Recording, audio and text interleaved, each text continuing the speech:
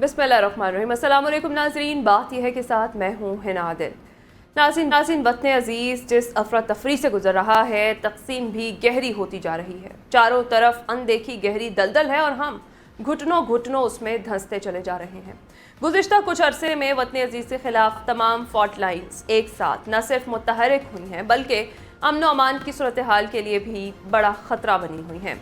वतन अजीज़ की सियासत और मईशत समेत तमाम मामूलात में तबाही मचाने वाला भूचाल कब थमेगा और इसके आफ्टर शॉक्स कब तक रहेंगे, इस सवाल का जवाब फिलहाल किसी के पास भी नहीं है। नाज़रीन, आज की बात यह है कि ईरानी फोर्सेस का पाकिस्तानी हदूद में बलूचिस्तान के सरहदी गांव पर मिसाइलों से हमला, पाकिस्तान का ईरान के सफ़ीर को मुल्क बदर करने और अपने सफ़ीर को वापस बुलाने का ऐलान, जबकि ईरानी फोर्सेस के फ़ज़ाई हमलों में 2 बच्चे जहां बहक। ईरानी नाज़िमुल उमूर दफ्तर खारजा तलब गैर कानूनी इक़दाम के तमाम तर नताइज की मुकम्मल जिम्मेदारी ईरान पर आयद होगी। पाकिस्तान का ये 2 टोक मौक़िफ़ था। चीन की पाकिस्तान और ईरान से तहम्मुल से काम लेने की अपील भी सामने आई। प्रोग्राम के दूसरे हिस्से में हम बात करेंगे कि बानी PTI इलेक्शन नहीं लड़ सकते। लाहौर हाई कोर्ट ने भी अपील मुस्तरद कर दी है। इलेक्शन कमीशन का कहना है कि PTI ने अपना इंतखाबी निशान खोया है, सियासी जमात की हैसियत नहीं। बिलावल भुट्टो ये कहते हैं कि शेर अवाम का खून चूसता है, इसे चौथी बार वज़ीर आज़म नहीं बनने देंगे, जबकि शहबाज शरीफ का यह कहना है कि जो भी इलेक्शन जीते उसे सादा अक्सरियत मिलनी चाहिए। और प्रोग्राम के आखिरी हिस्से में हम बात करेंगे पाकिस्तान को IMF से $70 करोड़ की किस्त मौसूल हो गई। ताज़ा किस्त मिलने के बाद पाकिस्तान को जारी करदा रकम $1.9 अरब हो गई है। दूसरी तरफ मुत्तहिदा अरब अमारात ने भी पाकिस्तान का $2 अरब का कर्ज रोल ओवर कर दिया है। इन तमाम टॉपिक्स पर आज हम बात करेंगे। हमारे साथ मौजूद होंगे नसीर वागा साहब, रिजवान रजी साहब, सलमान आबिद साहब और हमें ज्वाइन करेंगे बैरिस्टर हुसैन चौधरी साहब। नसीर वागा साहब, मैं आपकी जानिब आती हूँ। जिस तरीके से ये ईरानी फोर्सेस का पाकिस्तान के सरहदी गांव पर मिसाइलों से हमला सामने आया है और ये हमला भी एक ऐसे वक्त में हुआ है जब ईरानी वज़ीर ख़ारजा हुसैन अमीर अब्दुल्लाहियान जो हैं वो पाकिस्तान के निगरान वज़ीर आज़म अनवर काकर से स्विट्ज़रलैंड में मुलाकात कर चुके हैं। क्या ईरान की तरफ से इस तरह के एकतरफ़ा इक़दामात अच्छे हमसाया ताल्लुकात के मुताबिक हैं और इस पर पाकिस्तान का रद्द-ए-अमल क्या होना चाहिए आपके ख्याल में? वैसे ये वाला जो वाक़या हुआ है ये बड़ा हैरान कुन वाक़या है। ईरान के साथ तो पाकिस्तान के अच्छे ताल्लुकात हैं और बड़े बेहतरीन हमसाया ममालिक में ईरान शामिल होता है। अच्छा, देखना ये है जिसकी अभी तक तहकीक हो रही है और बातचीत हो रही है कि क्या ये दोनों मिसाइल क्या गलती से कहीं पाकिस्तान की सरहद की तरफ आ गए, ये कोई तजर्बा कर रहे थे, ये क्या हुआ है। असल में अभी तक ईरान को पाकिस्तान को ये बताना चाहिए था कि ये वाक़या कैसे हुआ, क्यों हुआ और इसके कोई और मुहर्रकात तो नहीं है इसके पीछे। लेकिन सरेदस्त इस वक्त पाकिस्तान की जो ईरान के साथ ताल्लुकात हैं वो इस तरह के मिसाइल हमले वाले हैं नहीं। देखिए, खित्ते के अंदर पहले ही जो ताकत की सूरत हाल है वो बड़ी इम्बैलेंस है। पाकिस्तान पहले ही स्टेबल यानी इलेक्शंस की वजह से और अंदरूनी मामलात की वजह से, देखें अफगान सरहद से दहशतगर्दी आ रही है। इन हालात में इस तरह का कोई भी वाकया जो है वो सिर्फ पाकिस्तान में नहीं, पूरे खित्ते के लिए एक बहुत बड़ी मुसीबत बन सकता है। देखिए, मैं ये समझता हूँ कि पाकिस्तान ने बड़ा सब्र और तहम्मुल का मुजाहरा किया है और चीन जो हमारा बेहतरीन दोस्त है इस खित्ते में, और उन्होंने बहुत अच्छा मशवरा दिया है कि आप इसको आराम से, सुकून से, सब्र और तहम्मुल के साथ आपस में बातचीत करें। नाज़िमुल अमूर को वापस भेजना वैसे तो ये एक रूटीन की कार्रवाई होती है। ममालिक इस तरह के अपने सफ़ीरों को वापस भेजते हैं, फिर वापस लेते हैं। ये एक एहतजाज होता है, इसको एक सॉफ्ट एहतजाज हम कहेंगे। एक अच्छा शरीफाना और एक जो जेंटल तरीका पाकिस्तान ने अपनाया है, इसकी हमें तारीफ करनी चाहिए। मौजूदा हुकूमत ने ईरान के इस वाक़े के बाद बहुत ही अच्छी स्ट्रेटजी इस्तेमाल की है और किसी किस्म की कोई ऐसी गर्मा गर्म बयानात नहीं दागे, कोई और एक्शन नहीं लिया। उसकी वजह सिर्फ ये है कि ईरान और पाकिस्तान, देखिए, दोनों मुस्लिम ममालिक है और ईरान के साथ पाकिस्तान के हमेशा अच्छे ताल्लुकात रहे हैं, तारीखी ताल्लुकात। अब देखना ये है कि ये वाकया क्यों हुआ है। एक पाकिस्तान को सबसे पहले ये उनसे मुतालबा करना चाहिए कि आप इंक्वायरी करें कि क्या ये डेलिबरेटली जानबूझ के ये काम हुआ है या कोई और वजूहात हैं जिसकी वजह से पाकिस्तान की सरहद में 2 मिसाइलें। एक बात और, देखिए, हमारी एयर स्पेस जो है इसका हमें खुद भी ख्याल रखना है और हमें अपनी एयर स्पेस को खुद सिक्योर रखना चाहिए। जब ये मिसाइल पाकिस्तान की एयर स्पेस में दाखिल हुए हैं, असूलन तो हमारे पास एंटी मिसाइल और बहुत सारे दूसरे सिस्टम मौजूद हैं, लेकिन ये कोई ज़रूरी नहीं कि हर मिसाइल को जो है वो रोका जा सके। और आपकी वैसे माशाल्लाह हमारी मुसल्लह अफवाज में ये कैपेबिलिटी है कि वो अपनी फ़िज़ाई हदूद हों या ज़मीनी हदूद हों, उनको दुश्मन से रोकने, उनका मुकाबला करने के लिए हमारी मुसल्लह अफवाज 24 घंटे अलर्ट हैं और तैयार हैं, और उनकी पूरी की पूरी केपेबल हैं हमारी मुसल्लह अफवाज। उनमें किसी किस्म की कोई कमजोरी ना समझे कि शायद ये मिसाइल 2 आ गए और पाकिस्तान जो है मिसाइल नहीं रोक सका। इस तरह की गलतफहमी वैसे लोगों को अपने दिलों से निकाल देनी चाहिए। बिल्कुल ठीक है। सलमान आबिद साहब, पाकिस्तानी दफ्तर खारजा के मुताबिक ईरानी फोर्सेस के जो फ़ज़ाई हमले थे इसमें 2 बच्चे हलाक और 3 ज़ख्मी हुए हैं, और गैर कानूनी इक़दाम के तमाम तर जो मुकम्मल नताइज है उसकी ज़िम्मेदारी जो है वो ईरान पर आयद होगी। चीन की पाकिस्तान और ईरान से तहम्मुल से काम लेने की अपील, जिसका जिक्र अभी वागा साहब ने भी किया है, क्या लगता है चीन कोई मसालती का किरदार अदा कर सकेगा इस सारे मामले में? बात तो यह है कि जो कुछ हुआ है वो गलत हुआ है, ये नहीं होना चाहिए था। और अगर ईरान के पास कुछ ऐसी इंफॉर्मेशन भी थी टेररिस्टों के खिलाफ और उन्होंने यहाँ पर हमला भी करना था, तो वो इंफॉर्मेशन जो है पाकिस्तान के साथ शेयर की जाती और कोई ज्वाइंट ऑपरेशन किया जाता ताकि ये इत्तेमाद साजी जो है वो नजर आती। लेकिन अब तो ऐसे लगता है जैसे पाकिस्तान को इत्तेमाद में लिए बगैर जब ये एक्शन किया गया है तो इसका मतलब है पाकिस्तान पर वो इत्तेमाद नहीं है जो इत्तेमाद होना चाहिए था। और अभी ईरानी वजीर खारजा ने आज वर्ल्ड इकनॉमिक फोरम में इतराफ किया है कि हमने ये हमला किया, और उन्होंने कहा है कि आइंदा भी इस तरह के हमले हो सकते हैं अगर हमें दहशतगर्दों की ठिकानों का पता चला जो ईरान के अंदर दहशतगर्दी करते रहे या ईरान के दहशतगर्द हैं। तो ये तो एक इतराफ हो गया, लेकिन अब मसला सिर्फ ये है कि हम एक मुश्किल स्टेज के ऊपर खड़े हैं। हमारे सामने पहले हिंदुस्तान के साथ हमारे ताल्लुकात खराब हैं, फिर हम अफगानिस्तान के साथ अपने ताल्लुकात काफी हद तक खराब कर चुके हैं TTP के तनाजुर में, और ईरान के साथ ये बढ़ता हुआ बदइत्तेमादी का अमल जो है ये जाहिर करता है कि रीजनल कॉन्टेक्स्ट में हम इस वक्त एक काफी मुश्किल सूरत हाल से दो चार हैं।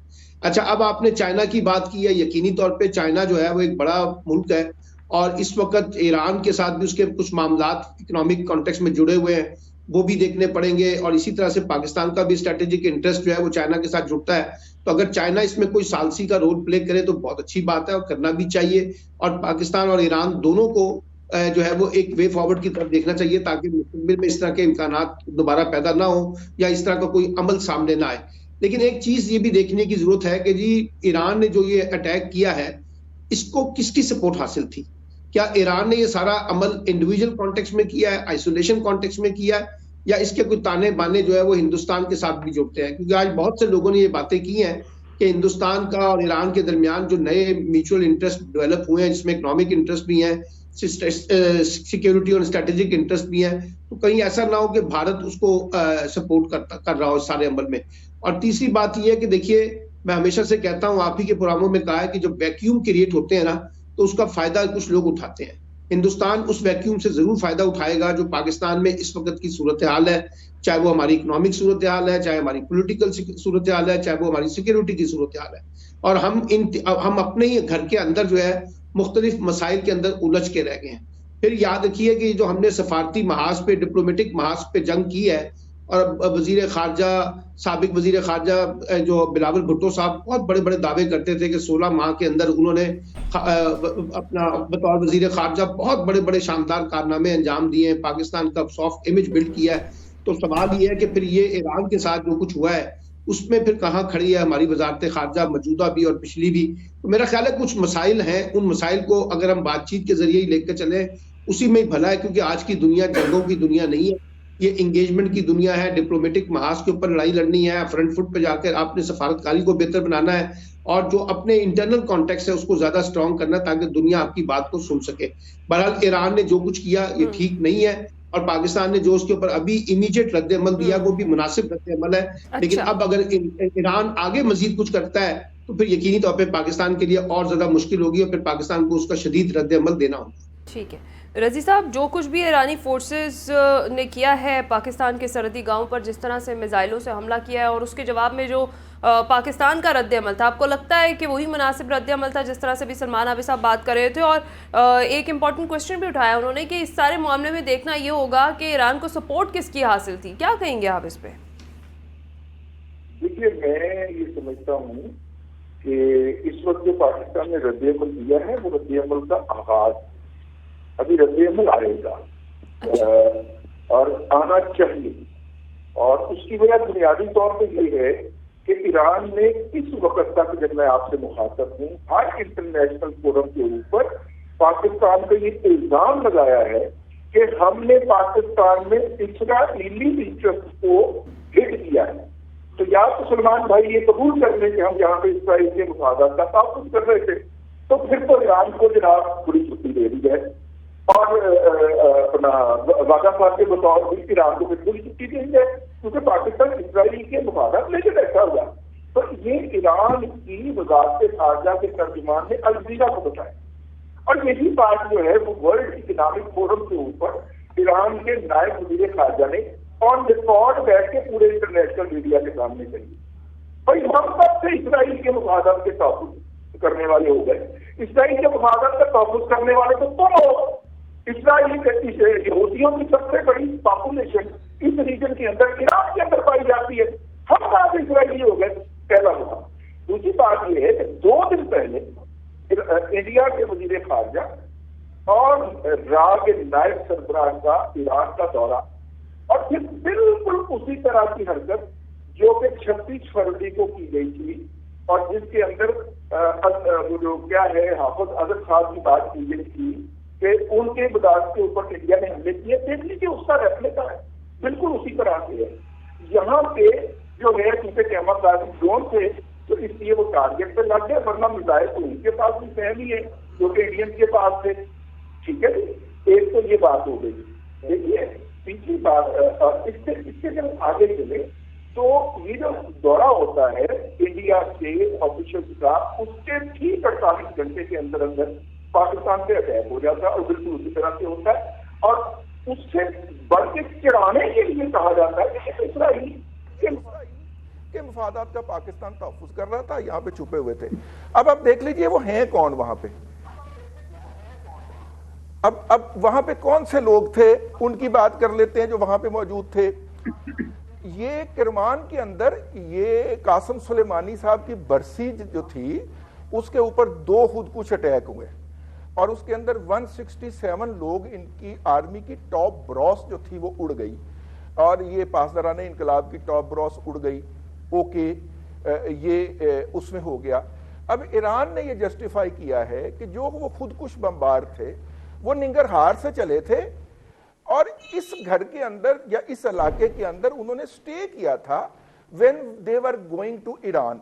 यानी निंगरहार से चल के वो हिरात के जरिए ईरान एंटर नहीं हो सकते थे, वो पहले पाकिस्तान दाखिल हुए चित्राल के रास्ते, फिर ऑल द वे पाकिस्तान वो बलूचिस्तान गए, और बलूचिस्तान के ये पंजगोर के इलाके में से उन्होंने बॉर्डर क्रॉस किया और ईरान में जाके किरबान में फट गए।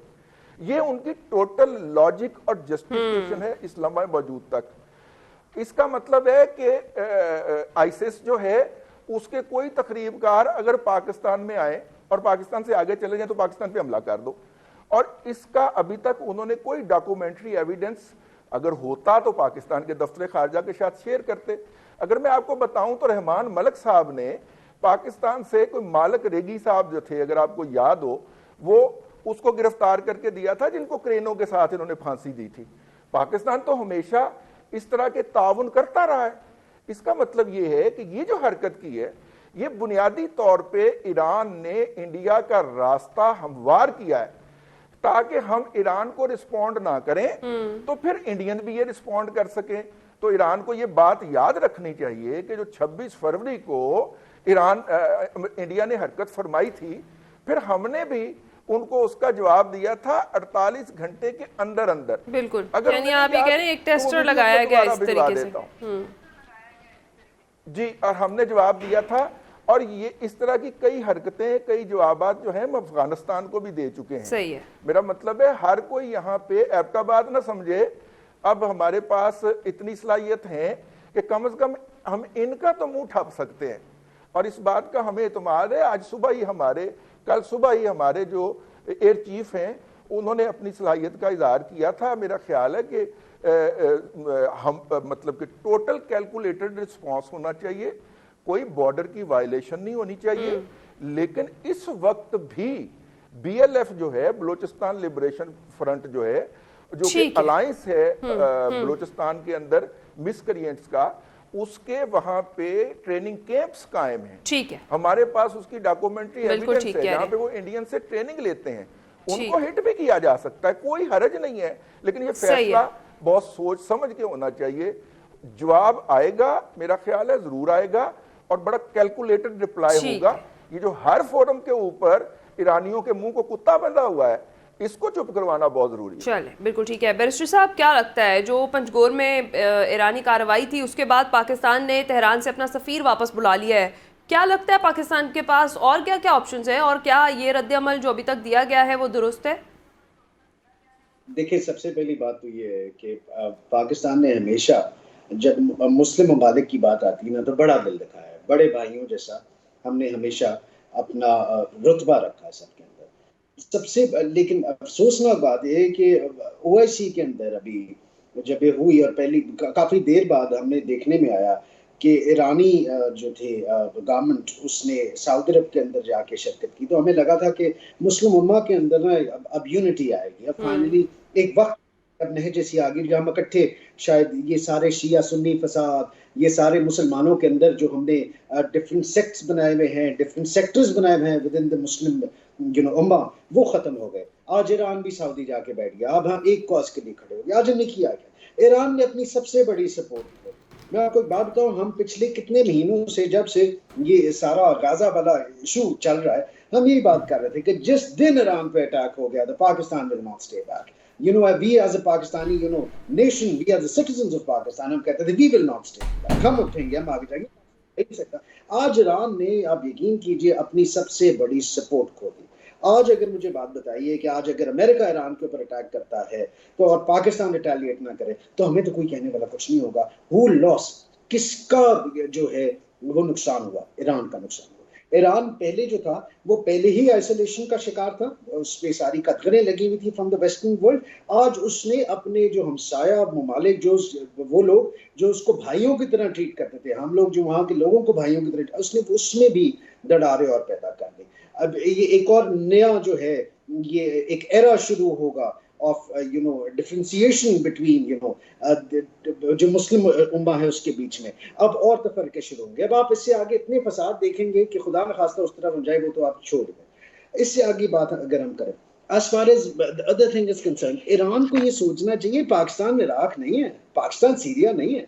हम लोग जो है हमारे ऊपर, हम यमन नहीं है कि आप हम पे 2 मिसाइल 4 मिसाइल दाग के you will sit easy। No, अगर अभी तक we have shown restraint तो ये हमारा बड़ापन है। वरना ईरान जैसी जो उनकी हालात हैं सैंक्शंस के बाद, व्हाटसोएवर इट में भी, यकीन कीजिए मैं तो वहां जाना भी नहीं चाहता, ये दो दिनों की बात है। लेकिन it is very unfortunate what they have done, and I think Irani foreign policy, their defence policy, उसकी सबसे बड़ी, दे इतनी बड़ी हमाकत कर गए वो अपने साथ। हमें तो छोड़, ठीक है, हमें तो अपने साथ इतनी बड़ी हमाकत कर गए दैट आने वाला वक्त बताएगा। सही है, बिल्कुल ठीक है, आने वाला वक्त ही बताएगा। और हम बिल्कुल भी, जिस तरह से भी बैरिस्टर साहब ने भी कहा है, हम इराक या यमन नहीं है। पाकिस्तान का जो जवाब है वो भी भरपूर होगा और कैलकुलेटेड होगा। इस भरम में ना रह जाए कि इस तरह की कार्रवाइयाँ आकर कोई भी करेगा और उसको जवाब नहीं मिलेगा, तो ऐसा बिल्कुल नहीं होगा। ब्रेक पर जाएंगे, ब्रेक के बाद वापस आएंगे, बात करेंगे इंतखाबात करीब हैं, सियासी जमातों की क्या क्या तैयारियाँ हैं, कौन इन कौन आउट है, इस पर बात करते हैं इस ब्रेक के बाद।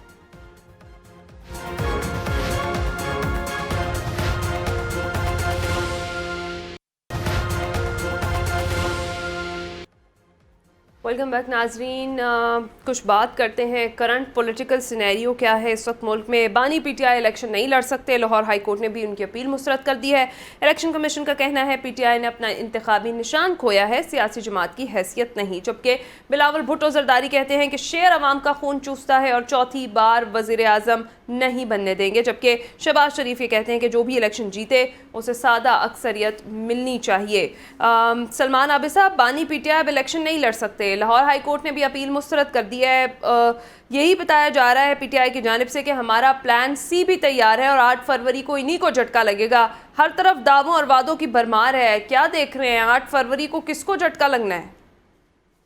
देखिए, बात यह है कि बानी पीटीआई इलेक्शन लड़े या ना लड़े, वो तो बात ही पुरानी हो गई है। अब तो पूरी पीटीआई जो है बतौर जमात इलेक्शन नहीं लड़ सकती, और उनके जो भी लोग इलेक्शन लड़ रहे हैं वो आज़ाद हैसियत में लड़ रहे हैं, और उनके इंतखाबी निशान भी उनके पार्टी के निशान से मुख्तलिफ है। तो आपने तो अमली तौर पे पूरी पीटीआई को ही यानी कि इंतखाबी अमल से आउट कर दिया ना। तो इसलिए उसमें इमरान खान का इलेक्शन लड़ना ना लड़ना कोई अहमियत ही नहीं रखता। पार्टी की मरकजी क़यादत से लेकर सारे लोग जो है वो नाहिल हो चुके हैं, इस वक्त इलेक्शन लड़ने की पोजीशन में नहीं है, एक बात। दूसरी बात यह कि जो लोग इलेक्शन लड़ भी रहे हैं आज़ाद हैसियत से, वो इंतखाबी मुहिम चलाने की पोजीशन में नहीं है। आप मुझे बता दें कोई जलसा कोई जुलूस को करने की पोजीशन में है, जो सामने आएगा वो गिरफ्तार कर लिया जाएगा या उसको हिरासा किया जा रहा है, वो भी हमने अपने आप को देख लिया है। आखिरी उनके पास ऑप्शन ये रहती है कि वो डिजिटल कैंपेन चलाएं, वोटर पता नहीं निकलते हैं नहीं निकलते हैं, इंतखाबी निशान की कंफ्यूजन है। तो ये जो 2024 का इलेक्शन है ये तो अब माइनस पीटीआई हो गया ना, अब इसको भूल जाएं आप थोड़ी अब उसमें। और वो जो इमरान खान साहब कहते हैं प्लान सी मेरे पास है, पता नहीं मुझे नहीं पता क्या प्लान सी होगा। प्लान ए था वो भी आउट हो गया, प्लान बी था वो भी आउट हो गया, प्लान सी भी आउट हो जाएगा, क्योंकि जिन्होंने तय किया हुआ है कि पीटीआई को किसी सूरत में हमने इंतखाबी अमल का हिस्सा नहीं बनाना, ना जीतने देना है ना इलेक्शन लड़ने देना है, वो भी ठीक है। अब तो देखिए ना माशाल्लाह पूरा का पूरा इमरान खान के जो मुखालफिन है वो एक खातून सनम जावेद से डरे हुए थे, आज उसका भी फैसला आ गया कि वो भी इलेक्शन नहीं लड़ सकती। चले मरियम के लिए भी आसानी हो गई क्योंकि वो खुद भी शायद रिलेक्टेंट थी। पता नहीं मुझे समझ से नहीं आया कि यानी कि उनका डबल अकाउंट था, यानी उनका ज्वाइंट अकाउंट था जिसकी बुनियाद के ऊपर उनको कागजात कबूल नहीं किए गए। बहरहाल इस वक्त पीटीआई इतनी रेलिवेंट नहीं रही है इलेक्टोरल पॉलिटिक्स में, मेरा अपना जाती ख्याल तो ये है।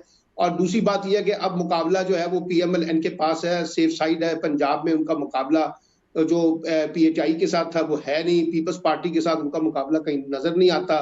तो फ्री हैंड तो इस वक्त पीएमएल-एन के पास है और वो हुकूमत भी बनाने की पोजीशन में है इस वक्त। जब हुकूमत बनेगी और पीपल्स पार्टी के साथ ही बनाएंगे, आप देख लीजिएगा यही दोनों जमातें जो है मिलकर जो है मरकज में एक कोलिशन गवर्नमेंट की तरफ जाएंगे।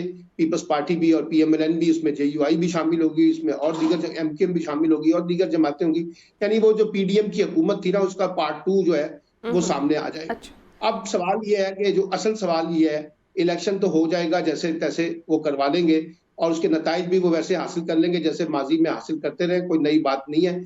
असल सवाल ये है कि इस इलेक्शन के बाद का जो पोस्ट इलेक्शन सिनेरियो है उसमें कितनी पॉलिटिकल स्टेबिलिटी और इकोनॉमिक स्टेबिलिटी को इंश्योर किया जा सकेगा और क्या वो इंश्योर हो भी सकेगी या नहीं हो सकेगी। क्योंकि दोनों बड़ी जमातें हैं, जो पीपल्स पार्टी और पीएमएल-एन का दावा तो यही है कि हम आएंगे तो पता नहीं हालात बहुत बेहतर हो जाएंगे, और ये 30-35 साल से हम हालात बेहतरी का जो चूरन है वो सबसे सुन रहे हैं, इंक्लूडिंग पीटीआई से भी सुना है हमने 3-3.5 साल की हुकूमत में।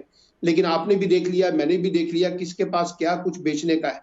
कल इसहाक डार साहब की बात हो रही थी तो उनकी तो सारी डिपेंडेंसी जो है वो इसहाक डार साहब के ऊपर है।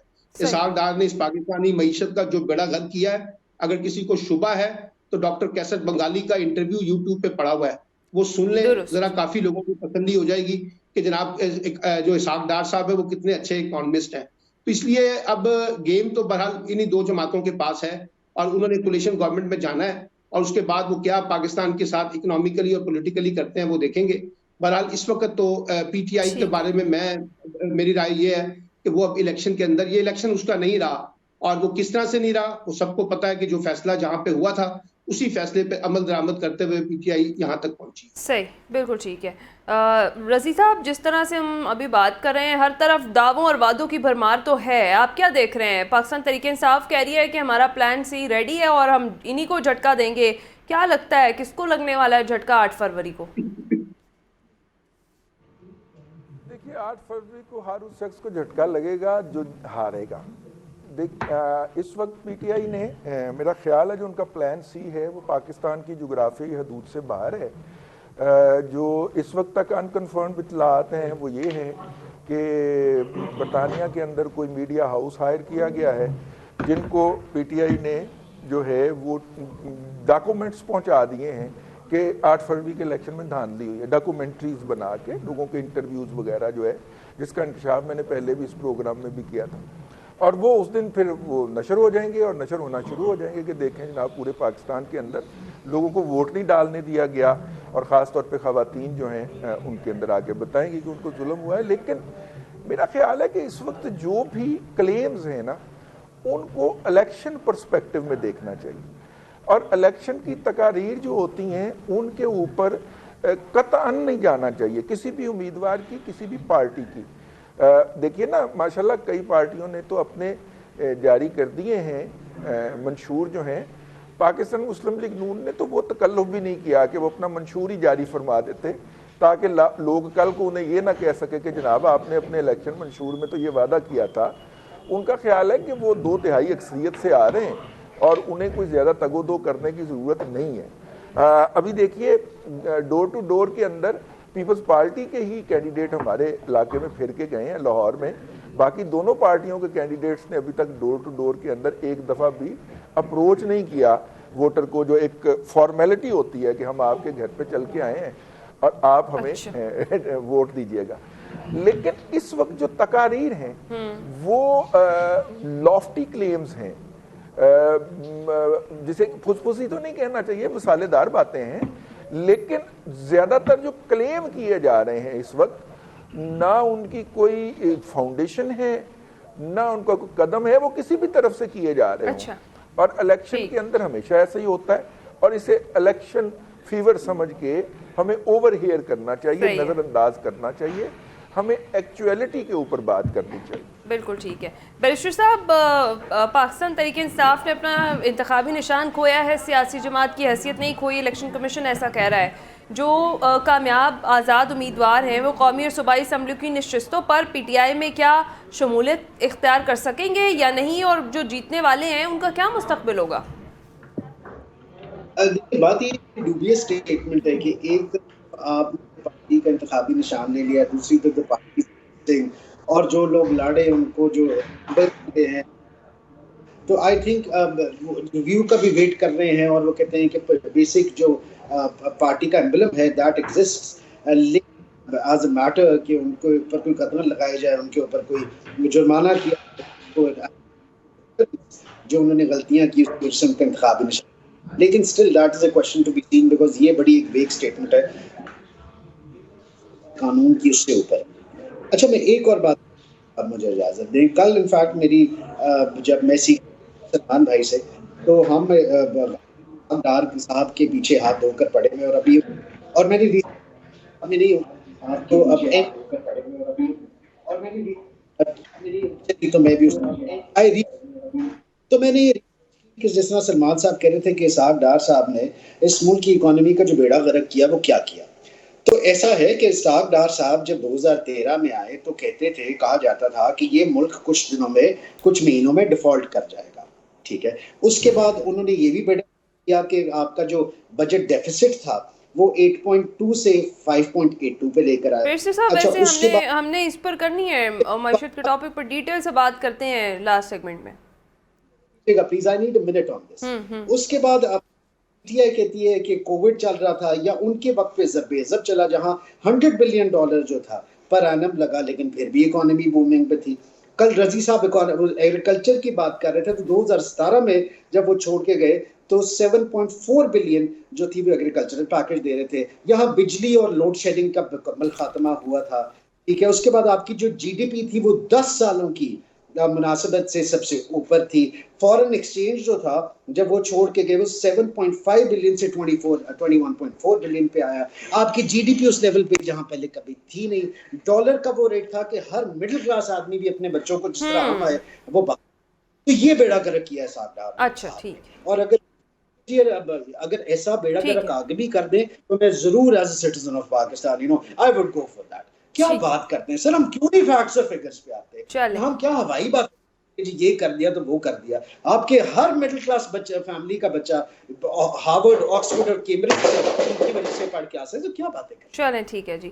वागा साहब, IG पंजाब जो हैं वो ये कह रहे हैं कि पंजाब में 19 सियासतदानों को सिक्योरिटी थ्रेट्स हैं, तो पंजाब में 92,000 सिक्योरिटी एहलकारों की किल्लत का सामना करना पड़ रहा है, लेकिन इसके बावजूद जो है सूबे में इंतखाबात के लिए हालात साजगार हैं। और क्या लगता है आपको, बरवक्त और पुरअमन इंतखाबात कितना बड़ा चैलेंज है सिक्योरिटी इदारों के लिए और ख़ास तौर पर इलेक्शन कमीशन के लिए? ये एक तो मैं आपको बताऊं कि ये जो 92,000 एहलकारों की कमी है वो अनकरीब पूरी तो हो जाएगी, लेकिन इलेक्शंस के बाद होगी। अच्छा। क्योंकि जाहिर है जिन्होंने इलेक्शन जीतना है उन्होंने भी तो अपने बंदे भर्ती करवाने हैं ना। ऐलान तो पहले हो गया, लेकिन भर्ती जो है वो इलेक्शन के बाद होगी। अच्छा। इलेक्शन से पहले ये कमी उसी तरह रहेगी। अच्छा, अब बात ये है, देखिए, जब मुल्क की एक बहुत बड़ी सियासी पार्टी जो है वो इस वक्त इंतखाबात से बाहर हो चुकी है, इसमें कोई दो राय नहीं है और ये बड़ी क्लियर बात है। नहीं, हाँ, और फिर तसादम का खतरा भी बहुत कम होगा, यकीनी तौर पे आप देख लीजिएगा। अच्छा, बाकी रह गई पीपल्स पार्टी और नून लीग और JUI। भाई ये सारे पहले भी इकट्ठे थे, इन्होंने बाद में भी इकट्ठे होना है, PDM में भी ये इकट्ठे थे। अल्लाह की मेहरबानी से बिल्कुल पुरअमन इंतखाबात होंगे, मैं आज आपको पूरे यकीन से कह रहा हूँ। इसका मतलब ये नहीं है कि अगर PTI होती तो इंतखाबात पुरअमन ना होते। हमारी मुसल्लह अफवाज, हमारे कानून नाफज करने वाले दूसरे इदारे, उनमें इतने गट्स हैं और उनमें इतनी कैपेबिलिटी है कि वो सिक्योरिटी करना जानते हैं। यहाँ मैं एक बात आपको बताऊं कि ये जो PTI के बारे बात हो रही है और इमरान खान का जी नंबर 1, 2, 3 ऑप्शंस, कोई ऑप्शन नहीं है। सबसे बड़ा मसला क्या है कि अगर किसी हलके में 5 लोगों ने PTI की टिकट के लिए एप्लीकेशन दे रखी थी और उन्होंने इलेक्शन कमीशन में भी अप्लाई किया हुआ था, तो अब वो सारे के सारे कहेंगे कि जी मैं PTI का उम्मीदवार हूं। ये है सबसे बड़ा इशू जो आना है PTI को। किस तरह लोगों को पता चलेगा? कहते हैं जी हम एक वेबसाइट पे नाम दे देंगे। ओ भाई, आपका 70% तो लोग देहात में रह रहे हैं, उनकी जाने बला कौन सी वेबसाइट है? उसको जो भी कहेगा कि जी मैं उम्मीदवार हूं, दूसरा कहेगा मैं उम्मीदवार हूं, क्योंकि जब उनका इंतखाबी निशान ही नहीं रहा। ये एक सही, बिल्कुल ठीक है जी। ब्रेक पर जाएंगे, ब्रेक के बाद जब वापस आएंगे तो बात करेंगे पाकिस्तान को IMF की तरफ से $70 करोड़ की किस्त जो है वो मौसूल हो गई है, और अब ये जो ताज़ा किस्त है इसके मिलने के बाद पाकिस्तान को जारी करदा रकम $1.9 अरब हो गई है। सवाल हमारा ये है कि कब तक गैर मुल्की कर्ज़ों पर हम इन्हिसार करते रहेंगे? इस पर बात करते हैं इस ब्रेक के बाद।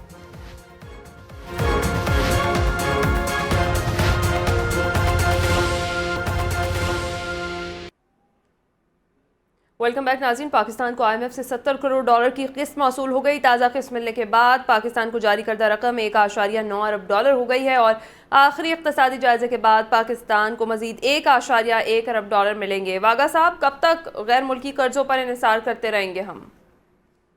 मेरा ख्याल है जब तक ये मुल्क कायम है, इन हुक्मरान। वागा साहब को हम नहीं सुन पा रहे हैं जब तक ऑडियो का मसला हल होता है।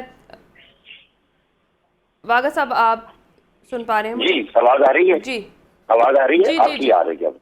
अच्छा, मैं ये कह रहा था कि हमारे सियासतदानों ने और हमारे हुक्मरानों ने पाकिस्तान को इसी तरह कर्जे के नीचे दबे रहने देना है, और हर साल IMF से इसी तरह ये कर्जा लेते रहेंगे।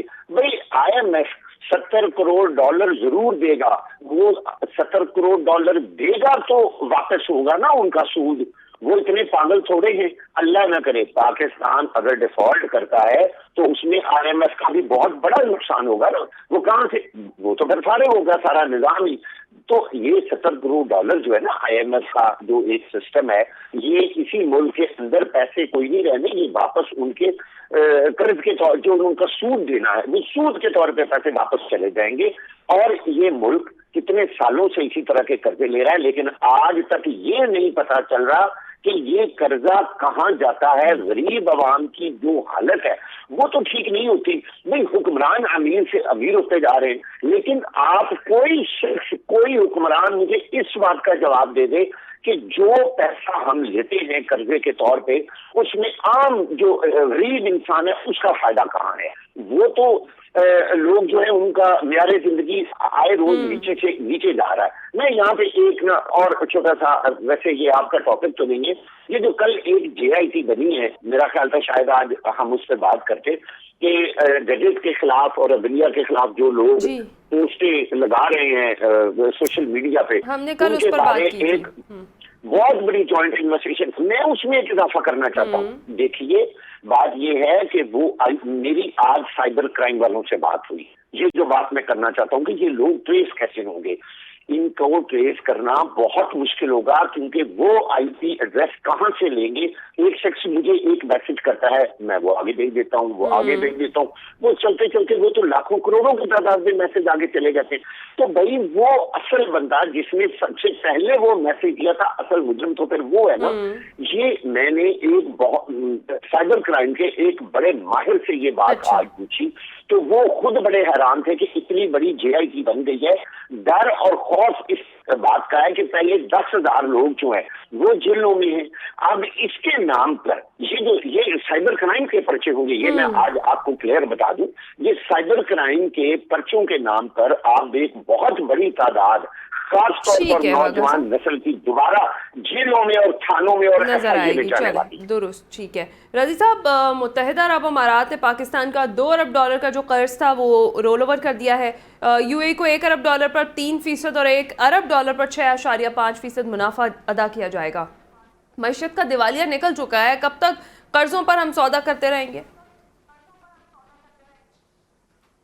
देखिए, ये सूद है, जो 3% और 6.5% है, ये हमने उनसे इमरजेंसी में पकड़ा है और ये इसके ऊपर जो हम अदा कर रहे हैं, इसको हम जो भी कहें वो हमारे जितने मर्जी इस्लामी भाई हों वो सूद है। पहली बात, IMF जो है वो तकरीबन 0.25% या आधा फीसद जो है वो सर्विस चार्जेस लेता है, जो कि पाकिस्तान के कोई भी इस्लामिक बैंक भी आपसे इससे ज़्यादा ही चार्ज करता है सर्विस चार्जेस के नाम के ऊपर। तो जो IMF हमसे चार्ज करता है वो सूद तो नहीं है। देखिए, IMF की मोहर हमारे ऊपर बहुत ज़रूरी है। IMF कहे कि जी हम अच्छे बच्चे हैं और हमारे अकाउंट्स ठीक हैं और हम ये पैसे खुर्द-बुर्द नहीं करेंगे। जब तक ये IMF मोहर लगा के देता रहेगा, लोगों को ये महसूस होगा, दूसरी जगहों को जहाँ से हमने कर्ज लेना है अपने पुराने लिए हुए कर्ज वापस करने के लिए, उनको ये महसूस होता रहेगा कि हमारी क्रेडिबिलिटी अच्छी है तो हमसे कम शरह सूद चार्ज किया जाएगा। IMF का सिर्फ ये इस्तेमाल है, वरना 70 करोड़ तो मेरा मतलब है कि हम एक दिन के अंदर सिगरेट पी जाते हैं। $70 करोड़ जो है वो हमारा पेट्रोल का खर्चा इससे कहीं ज्यादा होता है। इन पैसों से कोई फर्क नहीं पड़ता, लेकिन उस सर्टिफिकेट का फर्क पड़ता है जो कि IMF हमें देता है। और ये आने से अब दूसरे जो हमारे मामलात हैं उनमें आसानियां पैदा हो जाएंगी। मैं बार बार इस प्रोग्राम में ये बात कहता रहूं और कहता रहूंगा, लेकिन एक बात जिसकी तरफ मेरे नसीर वागा साहब हर प्रोग्राम में बात करते हैं, आज इन्होंने बात नहीं की, और वो है इस वक्त पाकिस्तान के अंदर, सिंध के अंदर, पंजाब के अंदर, KP के अंदर जो किसानों को खाद की ब्लैक मार्केटिंग का सामना है, उसके ऊपर हमें ये आवाज उठाते रहना चाहिए, दरवाजा खटखटाते रहना चाहिए। कभी तो सुनी जाएगी ना कि 2200 रुपए 2400 रुपए वाली यूरिया की जो बोरी है 3200 रुपए वाली, वो 5000 की मिल रही है किसान को। खाद इंपोर्ट हो गई, सरकार के खजाने से सब्सिडी हजारों अरब रुपए की जारी हो, सैकड़ों अरब की जारी हो गई, लेकिन किसान को ब्लैक के अंदर वो मिल रही है। इसके ऊपर हमें आवाज उठानी चाहिए। वागा साहब मेरे नाल रलो। ठीक है जी। बिरशर साहब, आप पिछले सेगमेंट में कुछ फैक्ट्स एंड फिगर्स स्टेट कर रहे थे, मैं चाहूंगी आप बताएं 2013 में जब नून लीग की हुकूमत में थी तो मुल्की मईशत के हालात क्या थे, और उसके बाद जब 2018 में PTI हुकूमत आई तो उस वक्त मुल्की मईशत कहाँ खड़ी थी, और PDM की 16 माह की हुकूमत की कारकर्दगी और आज 2024 में हम कहाँ खड़े हैं? देखिए, मैं एक बड़ा नॉन बायस किस्म का फैक्चुअल व्यू आपको देता हूँ। मैंने फैक्ट्स तो आपको ऑलरेडी दे दिए। उसके आगे बात करते हैं कि यही हमारा मुल्क था जो IMF से बाहर निकला। ठीक है, we rolled out of the IMF program. ये तो फैक्ट है ना, ये तो कहीं भी बात नहीं है किसी वजह। उसके बाद बात ये है कि वजह क्या है कि हमें वहां वापस जाना पड़ा। वो ये कि हमारी जब भी कोई नई पॉलिटिकल पार्टी आती है, नई हुकूमत आती है, तो हम पिछली जो हमारी स्कीम्स होती हैं, जो पिछली हमारी जो चीजें चल रही होती हैं, हम उनको डिसकंटिन्यू करते हैं। डिसकंटिन्यूस हद तक करते हैं कि हम इस्लामाबाद एयरपोर्ट से लेकर चुंगी नंबर 26 जो इस्लामाबाद वो एक्सप्रेस वे पर चढ़ता है वहां तक की सड़क के बीच में डिवाइडर नहीं लगाते कि ये पिछलों का था, हम नहीं करेंगे। तो हमने बेसिकली एक चलते चलाते CPEC प्रोग्राम को, which was a huge program, उसको हमने आफ्टर बर्नर लगाने के बजाय हमने उसको बंद कर दिया। ठीक है, हमने ये रियलाइज नहीं किया कि we will be running from pillar to post. हमने ये रियलाइज नहीं किया कि हमने चीन से भी पैसे लिए हमें। हमने ये रियलाइज नहीं किया कि वो भी पैसे हमें वापस करने हैं, और वो ग्रेस पीरियड इसलिए दिया गया था ताकि आप उसके बीच में इंफ्रास्ट्रक्चर बना सकें। 21 चाइनीज कंपनीज रोल बैक हुई पिछली हुकूमत के अंदर, ये जो खान साहब की हुकूमत थी। मुझे बताएं इससे बड़ा फैक्ट मैं क्या दूं? 2100 पाक चाइना इन्वेस्टमेंट बैंक जो थी उसने लोनिंग करनी बंद कर दी। इससे ज्यादा आपको क्या दूं? आपकी जो स्टील इंडस्ट्री थी खत्म होगी, आपकी LCs खत्म होगी, और सबसे बड़ी बात जिस चीज की आज इंक्वायरी होनी चाहिए, और मैं I tell you one thing from the core of my heart, जब आपका एक पॉलिटिकल पार्टी का लीडर अपने साहबका वजीर जो है फाइनेंस को कहता है कि IMF को ऐसा खत लिखो, ठीक है, कि इन्हें आगे लोन ना मिल सके, आप किसकी बर्बादी कर रहे हैं अपनी सियासत के पीछे? हमारी, मेरी, आपकी? मिडिल क्लास लोगों की। वो बर्बादी हमारे सामने हमें नजर आई, वो बर्बादी इस तरह नजर आई because I have been involved in the negotiation. I tell you one thing, हम पे यकीन नहीं करता था कोई। हमने 3 मुल्कों को गारंटी ली, हमारे प्रीमियर गारंटी है, वो फिर भी नहीं हम पे यकीन करते थे। आप यकीन कीजिए कि वी एज ए नेशन जब IMF के सामने नेगोशिएशन में जाते हैं तो वो आपके सामने चीजें लगाती है कि आपका वजीर आजम बैठ के कहता था कि मैं IEDs लगा के जा रहा हूँ। वो IEDs क्या थी?